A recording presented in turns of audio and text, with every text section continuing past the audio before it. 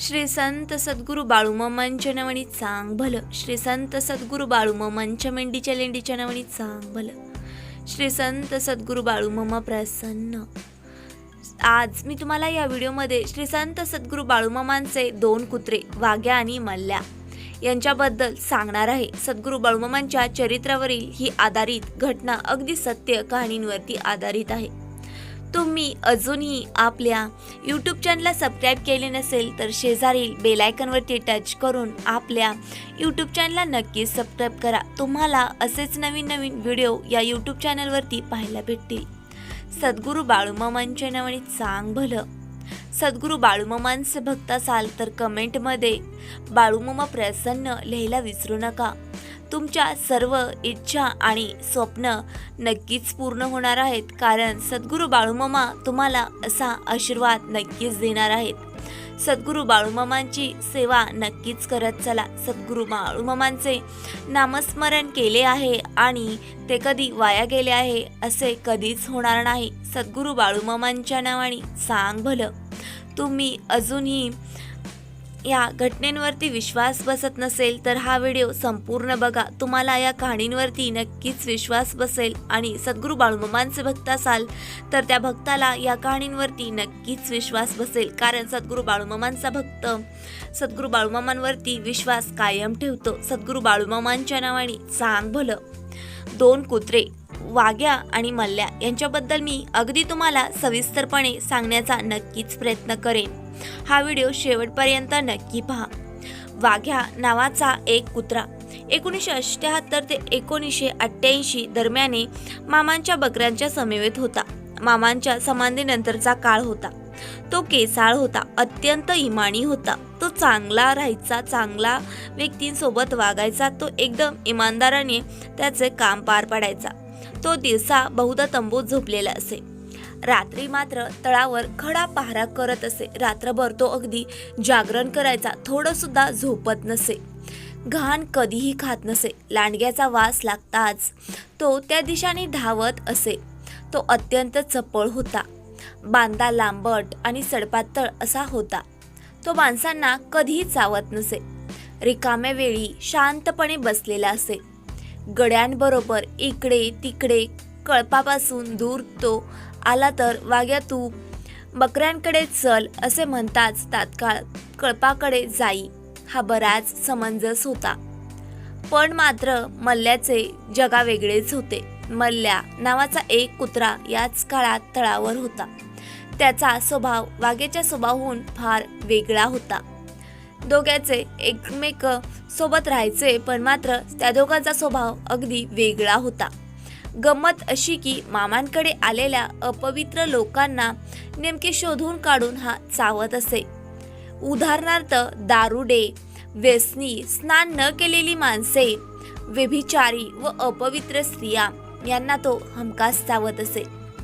त्याला दारू पिलेली लोक, या व्यसनी करून आलेली तळावरती लोक अजिबात मल्ल्याला आवडत नसे आणि अपवित्र स्त्रिया सुद्धा तो अजिबात तळावरती येऊ देत नव्हता.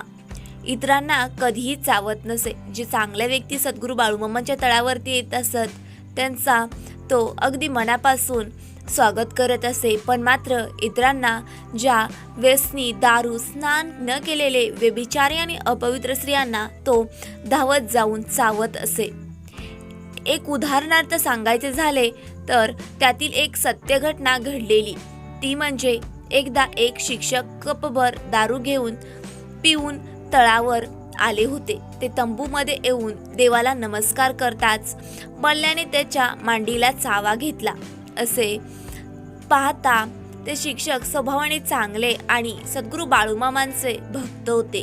तथापि मल्ल्याच्या खात्यात कोणाबद्दल दया क्षमा नव्हती. त्याच्याबद्दल फक्त तळावरती वाईट व्यक्ती आलीच नाही पाहिजे असे त्याचे म्हणणे होते. मल्ल्या सुद्धा अपवित्र पदार्थ खात नसे, म्हणजे घाण वगैरे तो सुद्धा कधीच खात नसे. याचा रंग बदामी होता. हा सनसनी धिप्पाड होता. एकदा याने एकट्यानेच लांडग्याला ठार मारले होते. बकऱ्याच्या तळावर रात्री होणारे हल्ले गनिमी काव्याने होतात.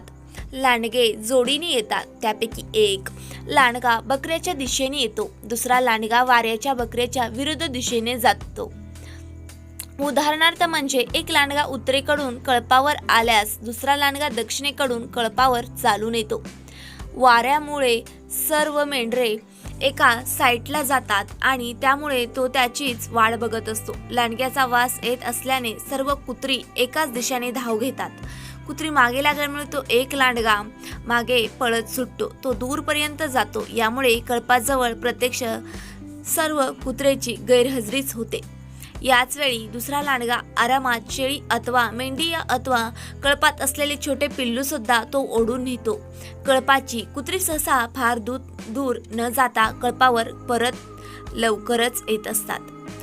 संगमताने शिकार साधलेले लांडगे निवांतपणे दूरवर कुठेतरी शेळी अथवा मेंढी या त्याचे छोटे पिल्लू घेऊन तो चट्ट करत असतात. पूर्णपणे ते खाऊन टाकतात. वाघ्या कुत्र्याची अखेर विशेष प्रकारची झाली. एक वेगळीच घटना त्याच्यासोबत घडली.